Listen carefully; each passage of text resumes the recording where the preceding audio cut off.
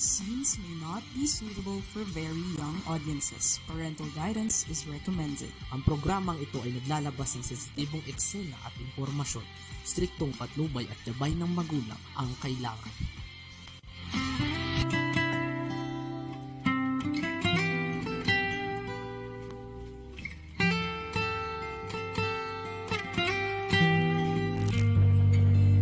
Isang magandang araw po sa ating lahat. At syempre ito naman po yung lingkod Feni Codemus para sa ating kalinga sa OFW. Ayan. At syempre ang ating makakasama dito, walang iba kung hindi ang aking idol. Walang iba kundi si Miss Corazon Alma de Leon. Sige. Ma'am Cora. Magandang araw, Ma'am Cora.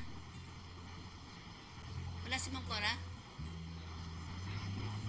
At syempre, mga kasama rin natin dito sa ating talakayan ng ating mga OFW ay ang grupo naman ng aking mga partners sa medisina, Doc Jerry at syempre Dr. Supan. Yan, Supan. Ano ba? Ayusin mo muna. Dito na lang muna sa akin. Okay. So yan, Doc Jerry de Guzman and Dr. Supan. Ayusin mo maigi. Okay. Medyo madilim sa lugar nyo. Wala nang ilan dyan. Okay. Doc Jerry, kamusta? Ito, okay naman. Mukha nga masaya ka eh. Pasyal ka ng pasyal eh. Di ba? Nandyan ka, syempre masaya. Diba? Dr. Sopan, kumusta po ang ating bagong taon ngayon para sa ating mga OFW? Very hopeful naman, ma'am, na maging maayos itong susunod na taon na ito ngayon sa atin. At syempre makakasama natin ang aking idol, walang iba kundi si Doktora tuloy ako. Si dating secretary ng DSWD, walang iba kundi si Ma'am Corazon Alma de Leon. Ma'am Cora, magandang araw sa iyo. Yes, magandang araw. Alam mo, after our episode ng previous Monday, nung Saturday, nagpunta si Mayor Opinya. At ang daming nanonood na kinig sa aming programa. Talaga. Kaya I'm very happy na hindi ka lang nakarating nung magpunta sila ng Thursday. Pero okay naman. So, Ma'am Cora, papakilala ko rin po sa inyo ngayon ang ating mga bisita. Sige. Dr. Jerry de Guzman at Doktora Supan. Di ba? Ng, medical, Ma'am Cora? Physician Diagnostic Center. Yan. Saan nag-clinic dito sa Pilipinas o sa abroad? Sa Pilipinas po, Sa Ma'am Manila Cora. po. Sa Manila, okay. Magandang tanghali po, Ma'am Cora. Yes. So, ang diagnostic kayo, lahat ng sakit pwede. Para malaman. Ma'am Cora, Yes. Ma'am Cora, It is what is needed. Alam mo, maraming mga nagpupunta sa Mercury, bibili ng gamot, hindi naman sinasabi kung anong sakit. Basta parang may ubo, masakit ang dibdib. Tinatanong pa sa Mercury kung ano yung gamot. Sabi ko, siyempre ang Mercury para makabenta. Sasabihin kung ano mga binibili, pwedeng bilhin. Oo. Ma'am Cora. Pero para sa akin, very important yung diagnostic niya. Yung merong nagsabi ng doktor kung anong dapat bilhin. Hindi ko tinatrash yung mga tao. Kasi kami noon talaga hindi naman dinudoktor ng mother ko. Pag merong ubo, paiinumin lang ng isang basong tubig na may mainit na tubig at saka malamig at saka asin at saka asukal at saka may luya salted daw. sugar. Oo, may luya daw. Wala kang luya pa nun eh. Oo, wala pa daw. Ma'am Cora, si Dr. Jerry at saka si Dr. Supan ay nasa isang diagnostic center na kung saan yung mga OFW natin bago makaalis, sila ang pupuntahan at sila ang magsasabing, fit to work ka. Yan, Ma'am Cora. Yung kanilang center na yan. Pag-usapan natin, ngayon, tinatanong ko kanina, Ma'am Cora, si Dr. Supan, kamusta yung mga OFWs natin ngayon? Marami pa rin ba ang mga nagpapacheck up sa inyong diagnostic center, Dr. Supan? Sa ngayon po, medyo dumadami na sila. Maaari po yung mga nagbakasyon nitong Pasko at ayaw alis muna. Ngayon sila gustong nagpaplano sila na bumalik muli doon sa mga pinagtatrabahuhan nila. Yon. Oo. Dr. Jerry, ano ang pero siyempre galing sa kapaskuhan di ba? Kainan yun di ba? So sigurado mataas ang mga mga blood chem nito, di ba? Ano yung pinaka number 1 na nakita nyo? O ulitin mo, hindi pwede ngayon kasi mataas ang blood sugar mo o blood chem mo. Ano po Dr. Jerry? Kadalasan, yan, yung mga cholesterol, nagtataas, mga hypertension, mga elevated sugar, pagkatapos ng mabang bakasyon. Yun. Ma'am Cora, Doktora Corazon Alma de Leon. Hindi. Kasi nung ako'y mag-regional director, nakaramdam ako yung ako'y hypertension muna. Hindi ko pa alam na diabetic kasi magkamag-anak yun, di ba? Hypertension. Magkamag-anak na magkagalit sa aking palagay. Dahil pag hypertension ka, hindi ka pa diabetic, later nagiging diabetic ka sa mga kinakain mo. Ang karanasan ko kasi parang hindi ko alam na pag kumain ka ng matataba, ng lechon, ang sarap pa naman. Kagabi may party kami, may isang lechon. Hindi ko, alam mo ginagawa ko, hindi ko na tinitingnan. Kasi baka pero ang gusto ko, kung may matirang lechon, papapaksiw ko para maraming suka. Paksiw, konti lang mga sauce at saka kanin, okay na sa akin. Kaya you have to learn kasi bakit mo, hindi ko na iniinom soft drink, Coca-Cola. Kahit na parang, di ba, parang ang sarap-sarap ng Coca-Cola pag pagod ka. Isang basong Coca-Cola na maraming yelo. No? Sarap yun.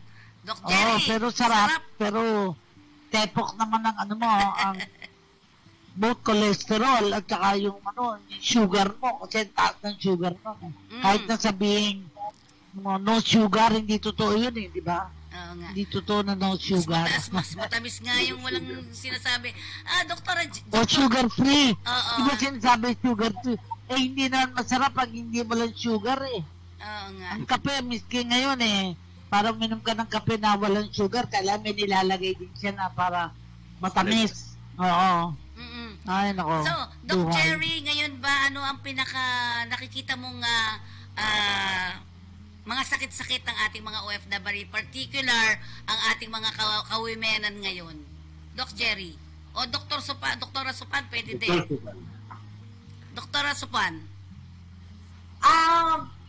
Karamihan pa rin po sa kanila, mapababae man po or mapalalaki, tumataas nga yung mga katulad na nabanggit ni Doc Jerry kanina, tumataas po ang kanilang mga cholesterol. Napakadami na din po ngayon na kahit na ang edad nila ay nasa 30 pababa, nakikita na natin na nag-high blood na, nagkakaroon na ng diabetes. Nung araw po kasi yung mga sakit na yan, nakikita lamang dun sa mga edad na 50 pataas. Ngayon, wala na rin po edad-edad. Yes. Wala na rin dun sa mga lifestyle natin, sa environment natin. So, yun po ay mga factors na kaya napapaaga yung pagdating ng mga ganyang sakit sa kanila. Sa mga kababaihan naman po, karamihan po kasi dahil ang mga kinikater po natin is yung mga OFW po na nagpapamedical, mga ganyan din sakit din po naman ang nakikita natin. Yun, oo. At Ma'am Cora, sabi nga sa ngayon wala na pinipili ang mga sakit-sakit na yan. Ano, Ma'am Cora? Yes. Kaya lang, as you grow older, like ako, ang feeling ko, vulnerable ka na sa mga sakit. Dahil you no longer have the immunity ng bata. Bata ka pa. Tapos, ako, for your information, doctor, na heart surgery ako, cardiac surgery. Kung hindi ka may pera, mamamatay ka na lang sa mahal, di ba? And kahit na sabihin natin may PhilHealth, hindi naman matutugunan ang pangangailangan. Naintindihan ko din ang mga doktor, hindi ka naman pwede mag-opera ng libre. Dahil meron namang mga gamit na kailangan ng pasyente.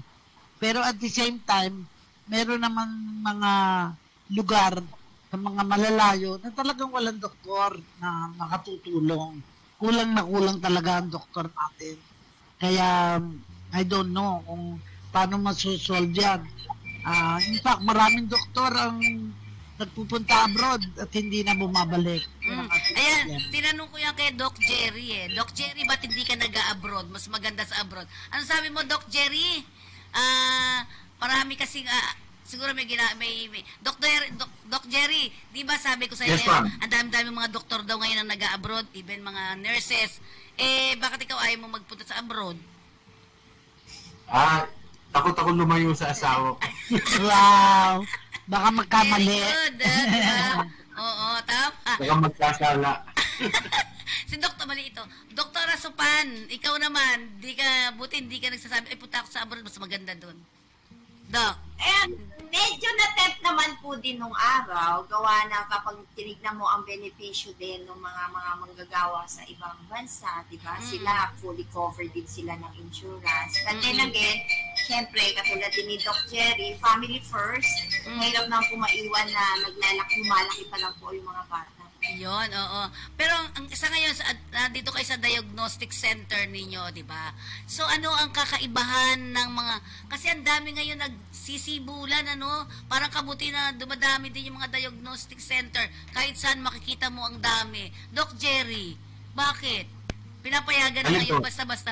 Yung mga diagnostic center, ang dami na ngayon. Opo. Dumadami yung mga diagnostic center kasi nakikita nila or they feel na very lucrative yung negosyo ng medical ng deployment. Ang hindi po nila naiintindihan is medyo mahirap gawa ng unang-una merong mga accreditation sa mga ibang bansa. Okay. So if you are not accredited, maski kumpleto yung gamit mo, sinong pupunta sa'yo? Pangalawa, ang presyo po namin, as a matter of fact, since 2013, at 11 years ago, yan na yung presyo natin. And the government is controlling the price range para sa mga OFW. Pero may mga hidden, May mga hidden charges dyan. Ma'am Jerry, meron akong totoo po yan. Merong mga Doc? Mga clinic na nagkakabit ng hidden charges, no? Pero the association discourages that. Ini-discourage po ng asosasyon niya. Yun. So, anong asosasyon nyo dito, Doc Jerry, dito sa inyong diagnostic center? Saan kayo nakapasok, Doc Jerry? Meron po kami yung tinatawag na accredited medical clinic for overseas workers, for OFW. Anong tawag doon sa, anong pangalan ng inyong... meron din po isa para sa... So, dalawa ang inyong pinapasukan na organization. Ako ang nakikita ko. Isa lang po. Isa lang. Pero there are only 2 associations dito sa Manila at the moment. Isang yung Ameco at saka yung MarkDocs. Yung MarkDocs naman po is mostly concentrated dyan sa seafarers. Okay. So, you cater also mga seafarers, ganon? Meron po. Okay. So, Ma'am Cora. Yes. Kasi ang nakikita ko, yung mga OFWs, napipilitang umuwi kapag hindi kayang matugunan ng pangangailangan nila sa health sa abroad. Kasi kung wala silang membership sa health system, although mura, in fact, iba nasabi sa Spain, ang gaganda-ganda ng health, maraming mga mura ang gamot, mga ganun-ganun sabi. Pero sa akin naman, kung kailangan mo surgery at malayo ka sa pamilya mo, nakakatakot naman na kung ano mangyari sa'yo tapos wala kang pamilya na tutulong sa'yo. The second na nakita kong problema din is that yung sa mga malalayong lugar, nakita ko yung mga ITAS, yung mga parang nasa bundok. Paano makakarating yung mga facilities doon? So, kailangan merong NGO na para bang ang gusto kong makita ay parang may examine sila. Maybe once in 6 months, lahat nakita kung anong mga sakit. Kasi kung aantayin mong pumunta sila sa doktor, baka walang kakayahan. Pero dapat may monitoring anong mga sakit na nandoon. Nakita ko, for instance, na maraming talagang may sakit ng diabetes sa mga lugar na hindi naman alam kung ano yung mga dapat kainin. Kasi ako, public health ako, so paniniwala ko, kailangan alam ng mga tao kung when they are not healthy and where to go. Pero kung doon ka nakatira sa lugar na malayo at wala ka pang pera, ano matatawag sa iyo RIP na lang, rest in peace. Di ba? Pero I'm feeling ko you are very creative in identifying anong kailangan ng ating bansa, anong kailangan ng mga Pilipino na unang-una bago sila umalis papunta sa ibang bansa, kailangan meron silang examination. Ikalawa, kung sakali nakaramdam sila ng sakit, dapat bumalik sila dito para matugunan. Kasi yan ang nakita ko sa mga na kidney transplant. Kahit na sa lugar sila all over the world, pag hindi kaya, wala silang kapasidad, uuwi na lang sila para dito mapa-opera. Okay. Kasi may mga kamag-anak na tutulong. Okay. Sa abroad, pag wala kang insurance, medyo problema. Di ba? Okay, Ma'am Cora, may katanungan tayo dito sa ating chat box. Go ahead. Oo. Doc Jerry and Dr. Supan, ang nakikita daw nila ngayon, dumarami ang namumroblema sa pangkaisipan at sa pulmonary mental health at saka heart. Health, oo. At saka yung baga, yan. So, sa inyo bang diagnostic center, itong Physician Diagnostic Services Center o Service Center, ay ano ang mga nakikita nyo mga sakit na nangunguna na medyo nababahala kayo? Dr. Jerry? Siguro, ma'am, yung nabanggit sa inyo na unang dumadami yung sa lungs, ano? Oo. Sa land-based po siguro yan. Pero overall, hindi naman po siguro ganun, no? Kaya lang dumadami ngayon yan dahil yung mga findings dun sa x-ray na hindi naman natin, kung dito sa Maynila, fit to work yan. Sa ibang bansa kasi, tulad ng Gulf States, unfit sila.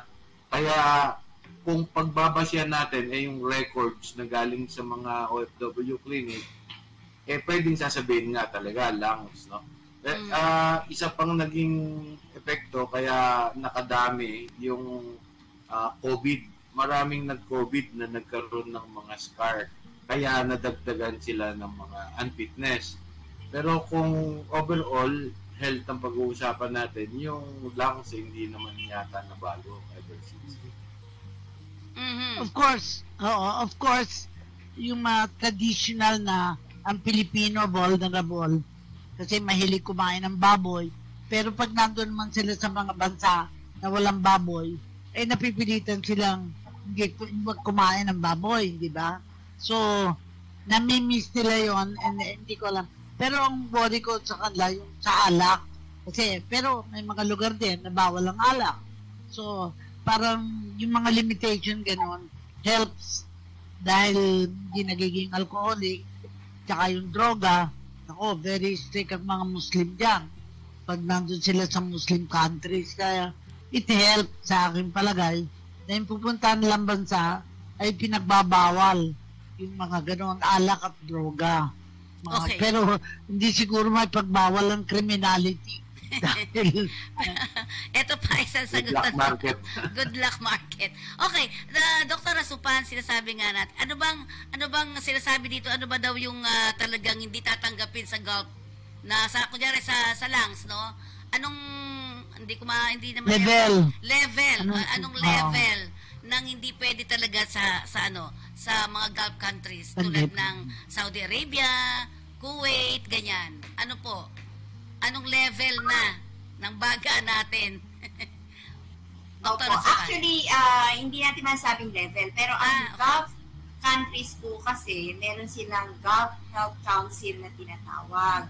So sila po ay naglabas ng kanilang guidelines or panuntunan kung ano po yung mga may x-ray findings o ano man yung mga sakit na hindi acceptable na magtrabaho sa kanila. Yun, pananaw nila na itong mga findings na ito ay hindi ubra magtrabaho sa kanila. Kung ang pinag-uusapan po natin ay with regards sa x-ray or sa lung findings, nakasulat po maigi doon sa guidelines nila na kapag ang x-ray mo ay may kahit anong findings, sabihin man natin na yaan ay gumaling ng dating infection sa baga, yan ay aktibo or hindi, yan ay scar lang na tinatawag, or yan ay mga fibrosis lang, parang peklat lang siya.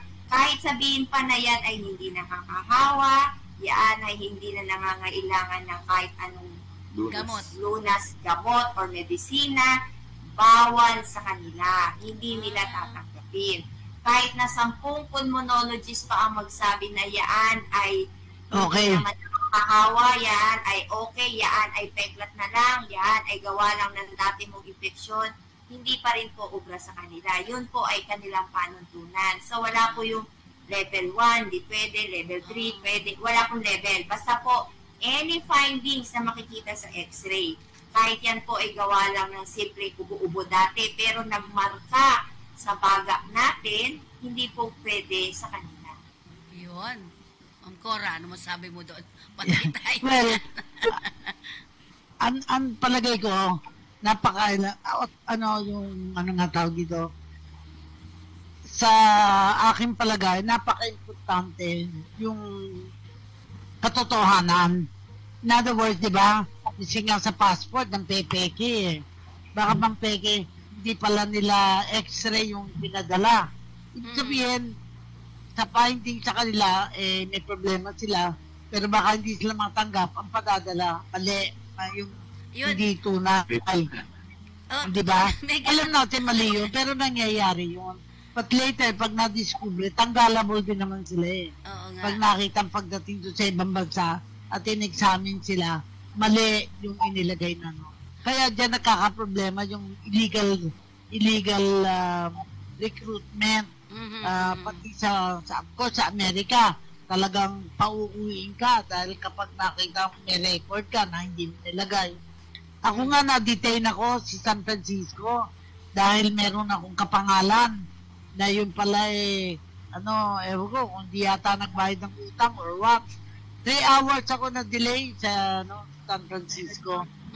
Kaya sabi ko, never again, ayoko na ganun kasi hindi ko nilagay na dati akong chairman ng civil service.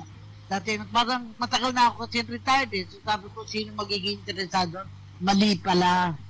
Dapat dala ko yung lumang passport, nakalagay doon. May red passport ako, parang Canadian passport. Hindi ko naisip kasi 20 years ago, nung magkaroon ako ng karunasan na gano'n. So, winawarningan ko sa iba na kung anong record nyo sa passport nyo, dadalhin nyo. Kasi yung nagpapakita kung ano yung inyong trabaho. At pinuntahan. Pero ngayon, maluwag yata maluwag sa US Embassy.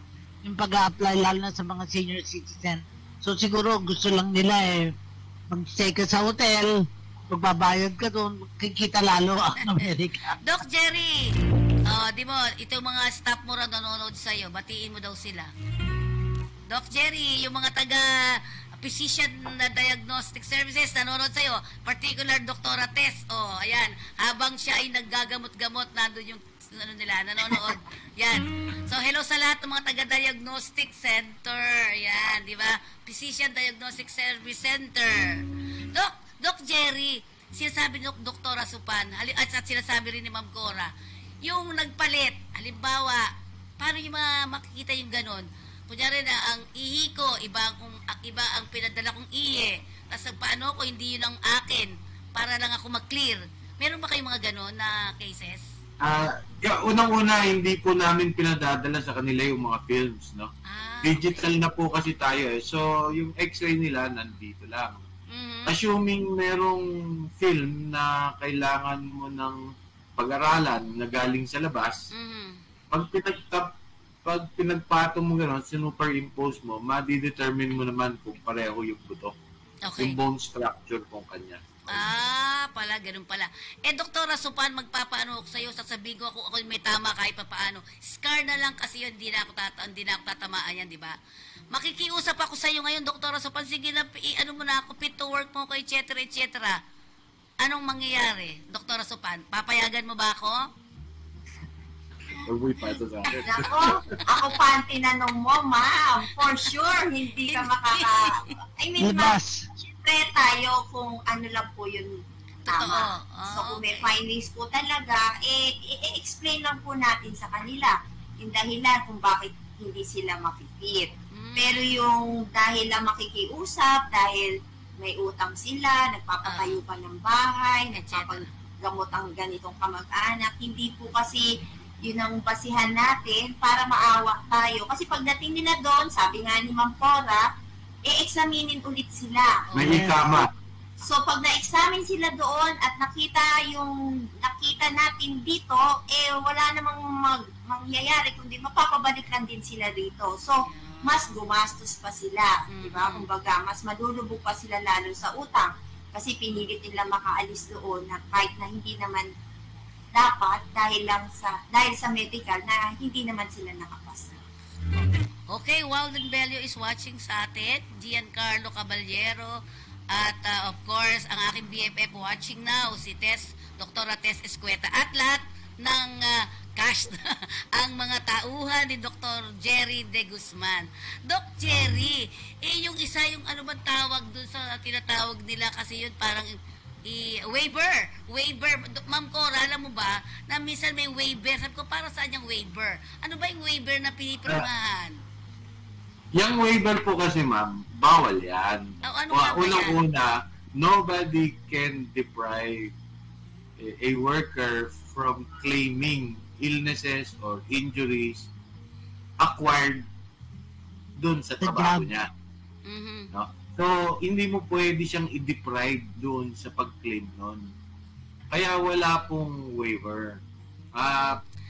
Pwedeng gumawa sila ng affidavit, pirmahan ng employer yan, sabihin ng employer niya, alagaan namin siya, bigyan namin siya ng magandang tuluyan, no? yung bahay, bigyan namin siya ng kompletong gamit, pagkain, pag may naramdaman siya, sagot namin, pumunta siya sa ospital, pag kailangan niyang gamutin, sagot namin.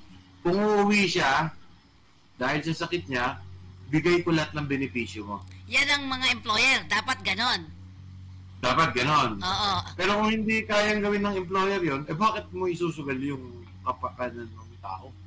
Napupunta doon, mapahamak lang siya. Kasi may mga kilala ko na gumagawa niyan, Doc. Ni-wave. Sabi ko, bakit yung wini-wave? Pag gano'n, halimbawa ako yon, nagpa-wave ako, ano mangyayari tapos? Ikukulong ka. Kasi, yung waiver na yan, pirmahan nyo kung gusto nyo. Pagkatapos magtrabaho kayo doon. Pag kayo bumalik, i-report nyo sa DMW. Dapat i-re-report. Pero ang sinasabi kasi nga natin, sige kasi po ma'am, yung waiver na yan, walang saysay yan. So kung ma-repatriate ka, mag-claim ka, mag-report ka sa DMW, sabihin mo, pinalis ako, bumalik ako, walang pakialamang DMW dyan sa waiver na yan. Buti naman. Kasi yung iba, ikaw pala mananagot kung just in case na napayagan ka at nagkasakit ka. Diba? Ikaw daw pala mananagot. Kasi may mga nakita ako, Ma'am Cora, na meron siya parang bukol dito Dito, parang may bukol dito. Tapos, pinabalik siya dun sa diagnostic center, sa center muna dito sa Pilipinas, pinagawa siya ng waiver na sasagutin niya lahat kung magkakaroon siya ng diferensya sa bus. Dr. Jerry, nangyayari ba yan? Merong mga ganyan, no? Pero ito po, ayon sa ating batas, kung sakaling ikaw ay magkasakit dahil pinagtrabaho ka doon, the moment pumirma ka ng kontrata, sagutin ka na ng employer. So, kahit ano pang sabihin nila, kahit sabihin pa nilang ganyan yan, hindi yan masusunod pag nandito ka na sa Pilipinas. So, dapat i-report yung mga ganyang mga klase. Magaling ang mga Pilipinong mga magic. Yung ba nga ibig sabihin maraming nagtuturo, ay gawin mo ito at garantisado, merong ano. Parang naniniwala naman ako. Kapani-paniwala ba yung kwento? Kaya nga na ano natin yung marites Kasi yung mga hindi totoo, kaya marites kwento. Pero naniniwala ako, at the end of the day, pag hindi ka totohanan, miski pupunta ka sa doktor, tapos sinabi mo, okay ka lang, hindi ka naman okay, makita sa x-ray, makita sa ano. Ako nga nung tinignan ako ng doktor, sabi niya, meron kang, kasi deep breathing, kasi meron siyang pangkuha. Alam niya na, may ubo ako kasi nasa loob. Ibig sabihin, hindi mo madadaya dahil meron siyang pang-examen na malalaman sa'yo may ubo ka. Sasabihin nga sa'yo, kailangan gamutin mo yung ubo na yan kasi pag tumagal yan, delikado. Ito pa, may isang katanungan, Ma'am Cora. Ito naman ay galing sa Bicol. Ito. Ma'am, Sir, Doktor at Doktora, dumarami daw ngayon sa mga OFW ang nagkakaroon ng mental health problem. Especially pag nasa abroad na. Ano ba ang cause? Dito ba malalaman natin na may mental problem ito, hindi pwede? Paano nga ba yung ganun, ma'am? Doktora Supan, yung mga may mental problem. Kasi dito raw, matino naman, maayos naman, kaya binigyan ng Pagdating sa bansa daw, mga ilang buwan pa lang nagkakaroon na ng mental problem. Paano ba yun, Doktora? Kasi ma'am, during the pre-employment examination, sila excited sila magtrabaho sa ibang bansa. Wala silang stressor siguro dito na kumbaga ang iniisip lang nila yung kapakanan ng pamilya nila, no? Hindi nila, kumbaga wala pa silang expectations kung ano ang haharapin nila doon sa ibang bansa na pagtatrabaho nila. So dito, walang nakikita mga signs and symptoms na meron silang issue sa mental health nila. Pagdating po doon sa lugar na pagtatrabahuhan nila, doon nila malalaman na, ganitong klaseng trabaho pala meron dito. Wala akong ibang pwedeng makausap dito. Wala akong ibang pwedeng pagsabihan ng mga hinaing ko sa buhay. Ako'y mag-isa lang dito sa lugar na ito. So doon nagsisimula, ma'am, kasi pag nagkaroon na ng trigger sa kanila, yung mga triggering factors, yung mga stressors po, doon lumalabas na yung kahinaan sa pag-overcome doon sa mga nasasalamuha na nilang problema doon. So doon nagkakaroon ng mental health issues pagdating na sa trabaho. Tsaka karaniwan dyan, yung mga trigger na nabanggit ni Dr. Supan, yan yung mga rason bakit sila nagkakaroon ng problema. So, isang trigger is kultura. Iba yung culture nila sa kultura natin. Oo. Pangalawa, isang common na trigger, yung nagkakaproblemang pamilya nila dito, tapos ikaw nasa malayo ka, gusto mo mang umuwi, hindi ka makauwi. So, when you are left with na wala kang pwedeng gawin, wala kang pwedeng gawin kung hindi parang ipagpapasa Diyos mo na lang, doon sila nagkakaroon ng mental breakdown. So, ibig sabihin ito, kunyari doon sila nagkaroon ng mental breakdown. Kasalanan ba ito ng mga diagnostic center dito sa Pilipinas? Kasi napadala niyo sila doon Hindi. Ganun ba yun? Kasi nung in-examine sila sa Pilipinas, wala silang stressor na gano'n. Pagdating abroad, ang amo mo salbahe. Palaging pinapagalitan ka. Iniisip mo. O kaya masama ang sexual assaults na ginagawa sa kanila. Hindi nila masabi dahil amo nila. nangyayari, iniinda na lang nila, nagiging mentally, may mental effect sa kanila. Yun. Kaya pag sinabing, nung umalis dito, wala namang mental health problem yan eh. Nung mag-abroad, naka-mental health problem. Because, may mga stressors na sinasabi nila ng mga doktor na doon lang nangyari sa abroad. Yun, Dito oo. sa Pilipinas, wala. Yun ang tingin ko. Oo. Yun, Juby, nasagot na sana. At saka isa pala palang sinasabi, pero kung sakali dito, doktora, meron kayong mga psychiatrist o psychologist? Dito, Dr. Jerry, meron kayo? Meron tayong nire-referan. Normally sa atin, screening lang yung ginagawa natin. Interview, pagka sa tingin natin, merong something, i-refer natin sa psychiatrist yun. Yun, oo. So, sino may gagastos pa no pagka ganun daw, sabi ni Juby? Yung nirefer natin sa psychiatrist. Mahal ang psychiatrist natin dito kasi. Mahal, no, doktor? Mahal at saka konti lang sila. Yun, oo. Yun ang konti problema lang natin. Yeah. Konti lang sila mahal. Parang yung nabanggit nyo kanina na yung mga espesyalista natin na madami pong doktor. Okay? Madaming doktor. Pero itong mga doktor na to, hindi po itong mga espesyalista. Ang mahirap, yung espesyalista. Tulad po halimbawa sa Cebu, meron diyang mga ilang cardiologist. Pagkatapos yung cardiologist na yan, pupunta pa doon sa mga nearby island. Pag nandun sila sa nearby islands, walang naman natitira doon sa city. Parang gano'n. Or may seminar, may conference, wala sila lahat yan. Kaya pag nangyari yung aksidente during that time, walang doktor. Yun, ang problema Yun sinasabi lang, walang doktor. But actually, merong mga doktor. Pero hindi nga lang specialista.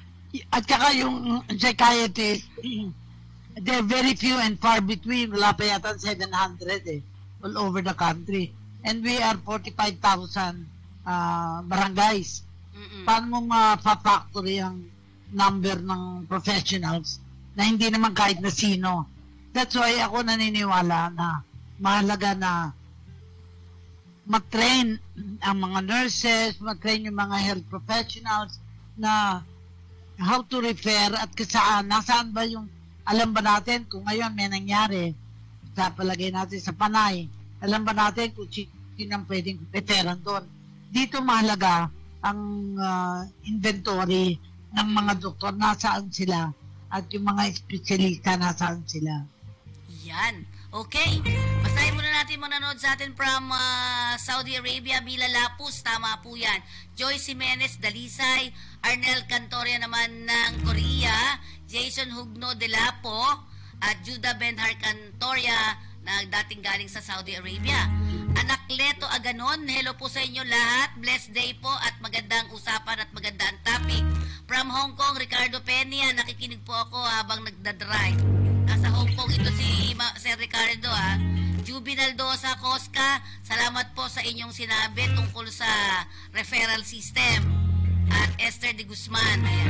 Ma'am Cora, siguro ang sinasabi natin, sa inyong dalawa, doktor at saka doktora, dumadami ba talaga ang mga may problema ngayon dito pa lang sa atin sa Pilipinas? Yun ang tanong ni Esther. Naging evident yata yan. Parang dumami yata sila nung pandemic Pandemic, yes. Pandemic. At saka kawalan ng pera. Ikaw ba, hindi ka mag-iisip pag ikaw nawala ng pera. Siyempre, pag wala kang pera, wala kang pagkain. Pag wala kang pagkain, Wala kang eskwela, wala kang neglect lahat. mo yung basic needs mo. Parang ano po yan, bawa kayo nasa abroad kayo may sweldo, pinipagdala kayong pera. Pero yung pamilya mo nandito, hindi sila makabiling pagkain. Kahit padala mo silang pera, Walang babili. makukuha pa nila yung pera, hindi mo sila makalabas ng bahay. Oo. Pero, Mga ganong problema, yung mga problema na tipong kahit meron ka, wala kang magagawa. Yun ang mga nagtitrigger. Ay, Doc, sabi nitong si Esther, saan ba po daw ang inyong mga location? Yung ibig sabihin siguro ito, yung Klinika. mga center, clinic ninyo, kung saan po ba nandoon ngayon? Yung clinic po. Opo. Sa United Nations Avenue kami, meron kami sa Cebu, Davao, Iloilo, and Cagayan de Oro. Yun. Ang dami na, yun, di ba? At syempre, yan. Ma'am Cora, may mga katanungan ka pa? Oo. Ako lang, ang minsan, ang sakit, psychological, no? Na hindi naman talaga mo kailangan psychiatrist. Minsan, ang kailangan mo lang may kakausap. Ako, personally, social worker at sa public health ako. So, kung nakita mo na ang iniisip niya, na iniinda niya, ay hindi naman physical na makikita mo sa x-ray, kasi nasa diwa, yung attitude o kaya paniniwala na inaapi ako doon sa pinagtatrabahuan ko, naapektuhan sila. Kailangan alam mo kung sinong kakausap sa kanya, kasi baka hindi sa pamilya niya may problema din. Wala namang pamilya na walang problema eh. Kasi lalo na kapag ang problema kaperahan. Kasi pag ang problema ay kaperahan, siyempre apektado ka dahil yung mga gusto mong mangyari hindi nangyayari sa buhay mo. Mm-hmm. Pero, Doc, dumadaan ba kayo sa DOH? Doc Jerry? Saan po? Sa Department of Health? Parang accredit ba kayo ng... Accreditation. Mm-hmm. Merong accreditation from the Department of Health for OFWs. Yon, meron daw pala. So may monitoring kayo, ano? 'Di ba? Meron po. Evaluation and monitoring, no? Pero paano yung pinapayagan ba ng DOH yung pagsulpot ng maraming mga diagnostic center? Wala naman po kasing batas na nagbabawal Okay. na huwag kayo magtayo ng clinic. As a matter of fact, kung babalikan natin yung Republic Act 122, sinasabi noon na kahit sino pwede naman magtayo ng clinic. Ang ayaw ng gobyerno natin ay yung monopoly. What do you mean Na by ikaw lang all over. Ikaw lang all over. Yun ang ayaw ng gobyerno. Okay. So, pero kayo nagpapa-accredit pa rin kayo sa mga iba't ibang mga bansa, di ba? Nagpapa-accredit kayo kunyari sa GCC, mga ganyan. Tama ba? Meron po kasi, yung mga ibang bansa kasi, gumagawa sila ng mga minimum requirements nila. No? Halimbawa, doon sa kanila, nung araw, kasi ngayon nag-update na rin ng Department of Health. Pero nung araw, ang nire-require sa amin ng Gulf states ay yung digital x-ray. Pero dito sa Pilipinas noon, the minimum requirement is analog. So, ibig sabihin, kung analog ka, you do not meet the requirements of the Gulf states. So, kung nagpunta sila sa'yo to inspect your clinic, hindi ka papasa because you are using analog. So, hindi ka magkaroon ng accreditation. Yung analog, yun ba yung meron pa? Pero, Yung Mayfield. Yes. di ba Mayfield? Another thing is yung bakit merong accreditation. The purpose of accreditation is to limit the number for control nung whoever is accrediting. No? Para makontrol niya, tapos ma-guarantee niya na itong mga in-accredit niya, tama yung ginagawa at kumpleto yung facility. That is the purpose of accreditation. So, it would be unreasonable kung mag-accredit ka ng sobrang dami, samantalang pasampu-sampu lang yung aplikante mo. Kailangan ni medical, no? So, para doon sa nag-audit o yung nagmo-monitor, kung pupunta niya isa-isa, let's say about 175 clinics, samantalang pasampu-sampu lang yung medical, parang gumastos lang siya ng more than what is needed. Ang tawag doon, hindi ka pa nagsisimula, talo ka na. Di ba? Kaya it is also important na bago magtayo ang isang clinic ng diagnostic clinic, alamin niya muna kung ano yung tatahakin niya. What are the requirements? So, kung merong accreditation sa ibang bansa, ibig sabihin, malilimit lang ako doon sa mga walang accreditation. So, yung investment mo will just be a failure. Yun. Or may experience ka with that particular company abroad na kilala ka. So, tinatrust ka. Kasi yun, to me, trust and confidence Kaya, I remember I had a nephew nasa LA. Siya ang sa kanya dumadaan yung mga nurses na gustong ma-employ sa area sa California. So, ibig sabihin, nasa kanya, poder, yung tiyakin na yung registration, yung talagang walang peke, para ma-admit. At pag nahuli, Tepok din yung nagpapadala ng mga qualified people sa abroad dahil nahuling hindi pala lahat qualified. Diba? Nangyayari yun.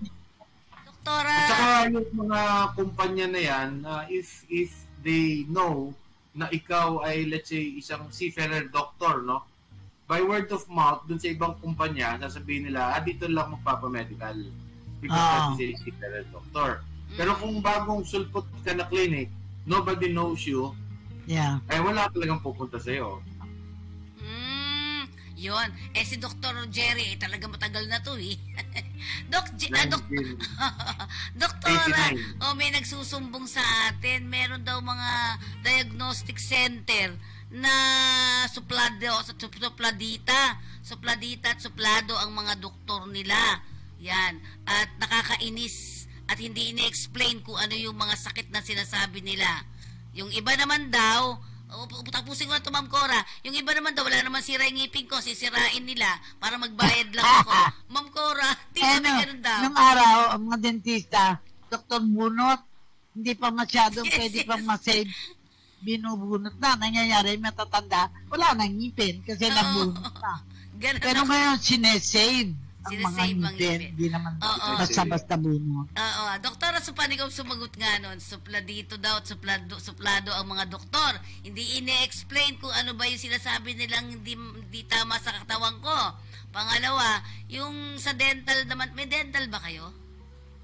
Sa dental naman daw, buo naman yung ngipin ko. Biglang sasabihin, ito kailangan 4 na yan ang ito.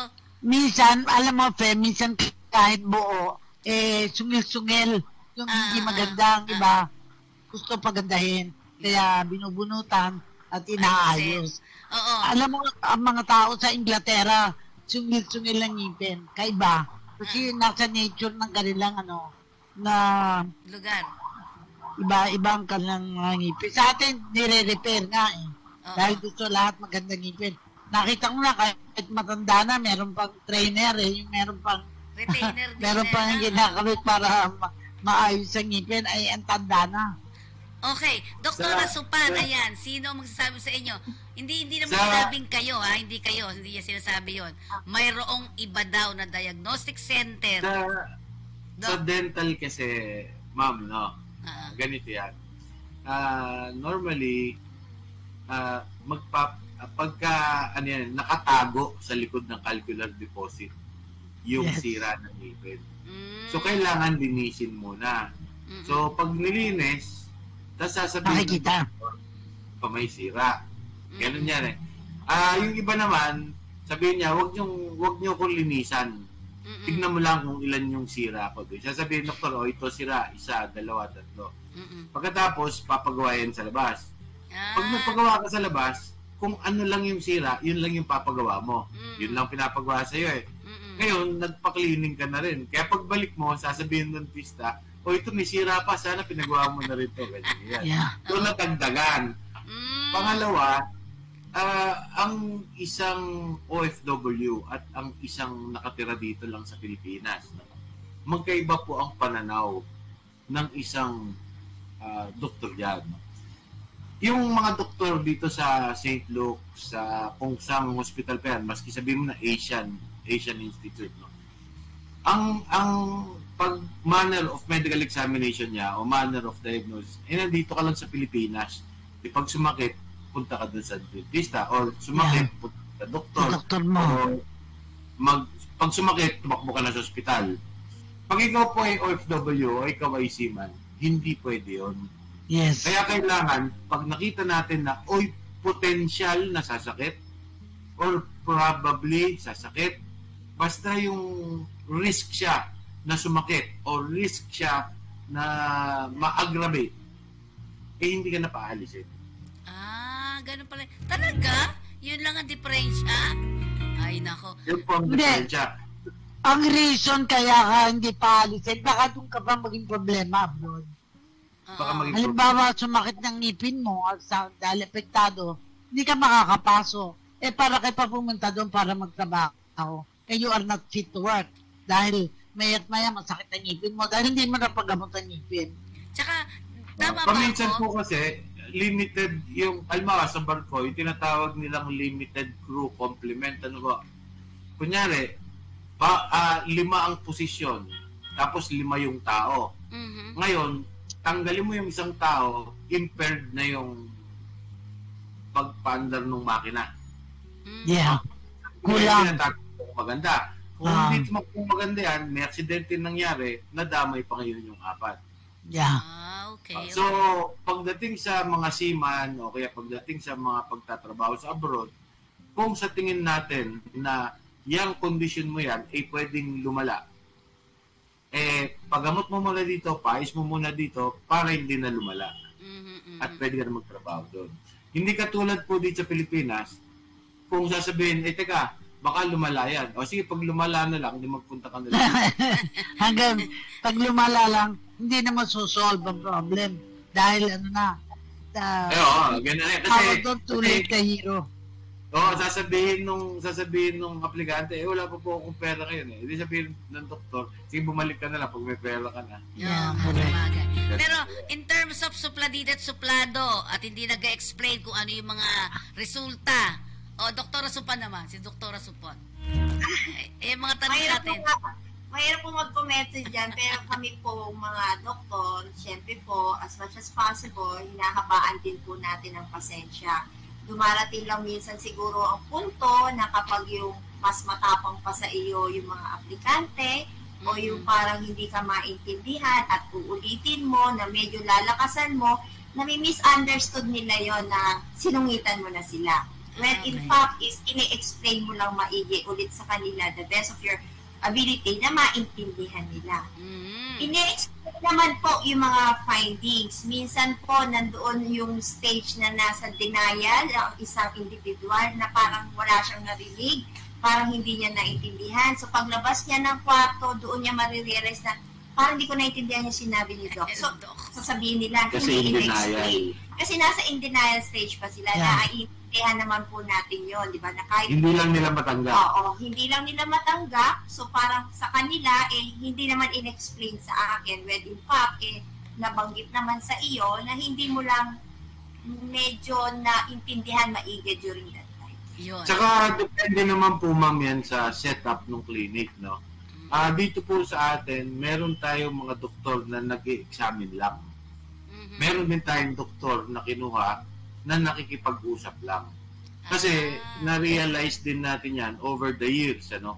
Pag ang isang tao, let's say, ito, common sense na lang, halimbawa, ikaw, ma'am, kung 10 kami, kakausapin ka namin with the same question, with the same arguments, darating dun yung punto na mapupundi ka eh. Yes. Sometimes, oo. So, talagang inevitable na may suplada, hindi maiwasan yan. Kaya sabi ko, kung ganyan ang sitwasyon, wag na kayong makipag-usap o makipag-interact, whatever. Basta do the physical examination.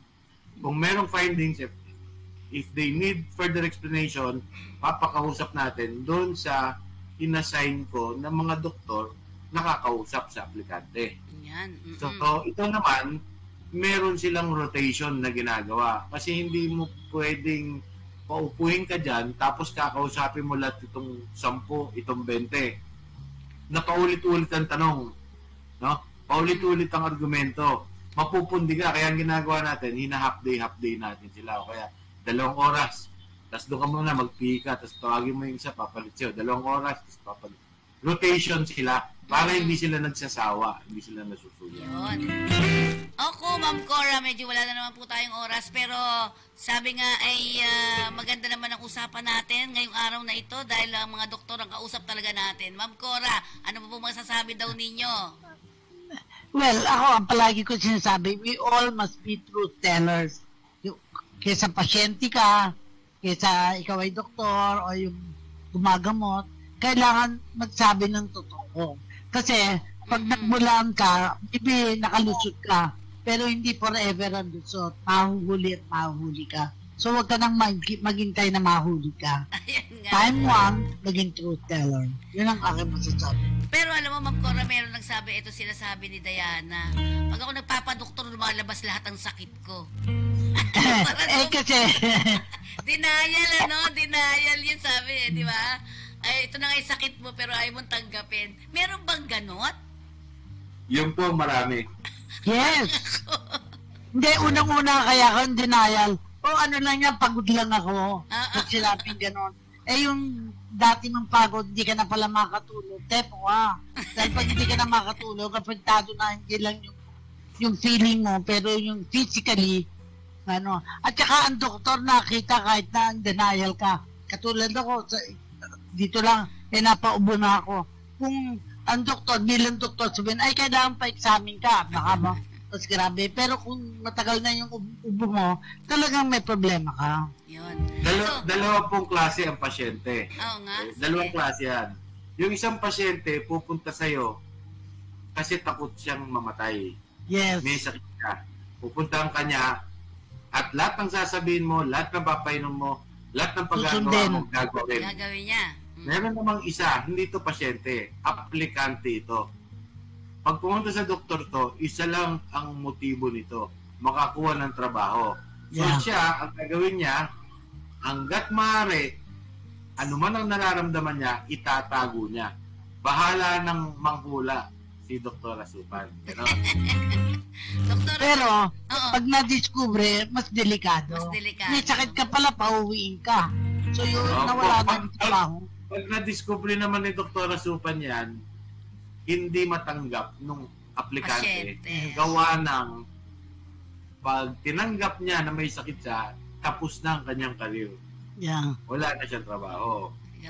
Ganun pa yun. Yes. Kasi may findings na sa'yo ang tawag And therefore, kahit saan ka pumunta, wala kang may papakita na walang findings sa'yo. Merong findings.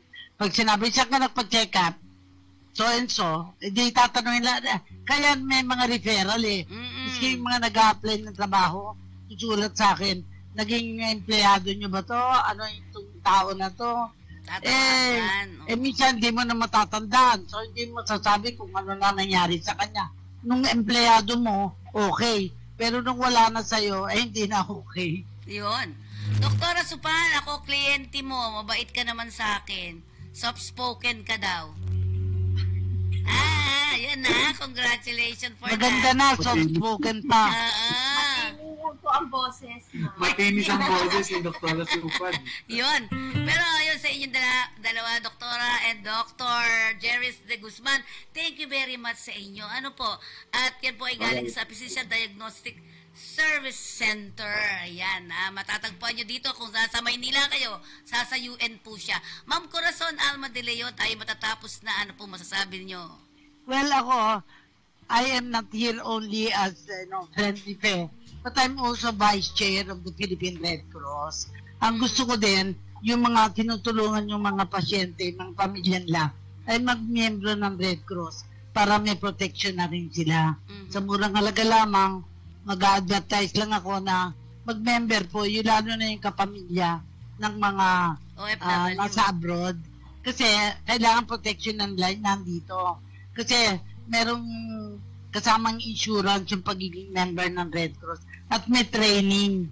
So makakatulong sa pamilya ninyo na baka makatipid pa kayo dahil may training na sila sa first aid na hahaba ang buhay ng inyong kapamilya dahil they know how to take care of themselves. Okay. At tingnan muna natin si Dr. Jerry ng kanyang last message. Alagaan po natin ang mga sarili natin para humaba ang ating buhay at para tumagal ang ating pagsiservisyo sa ating mga employee. Yan, Dr. Supan, ikaw, paborito ng client mo. Salamat po.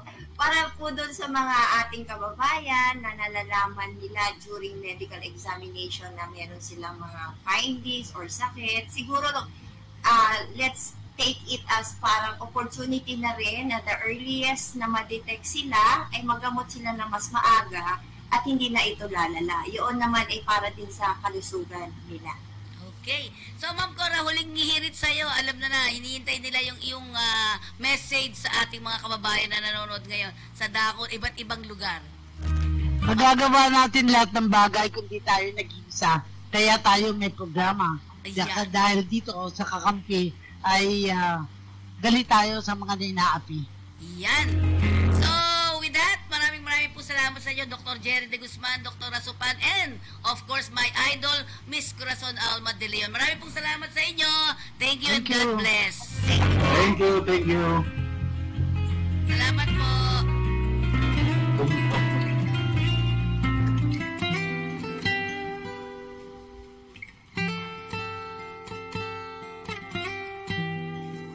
Tapos na, ikaw, nakita ka na? Ano ang balita? Sandali, tapos na ako.